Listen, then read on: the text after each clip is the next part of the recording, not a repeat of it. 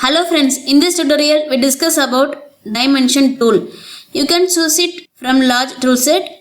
Select the dimension tool, then click on endpoint, again click another endpoint, then drag and click again to finish. The same way you can click edge and drag, then click again to finish your dimension.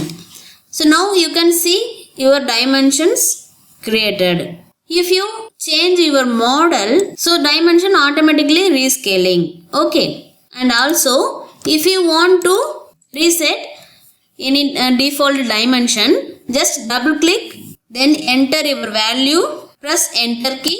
So the dimensions automatically change. If you change your model, the dimension cannot be rescaling. Defaultly set whatever you entered. So if you want to reset again, so just double click, then erase, then enter. So now it resetted. If you change your model, the dimensions are automatically rescaling. Okay. If I use dimension tool in circle, it's automatically show the dia.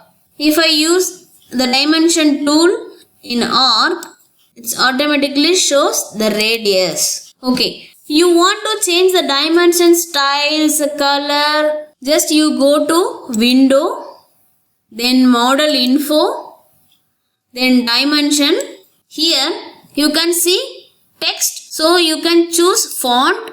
Here you can see the font style. So points. If you want a bigger size, you can change it. So now I change bold 14. Okay.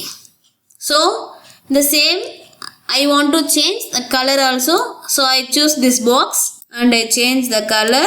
Then OK. So now you can choose select all the dimension and update selected dimension. So now you can see the color was changed and also change bolder color. In the second option you can see the leader lines. So the end points. There are 5 different styles. So first none. So select all the dimension, update. You can see none means without any end points.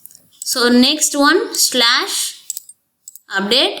You can see slash. Again dot, update. So you can see dotted one. Again closed arrow. You can see open arrow, update, open arrow. Okay.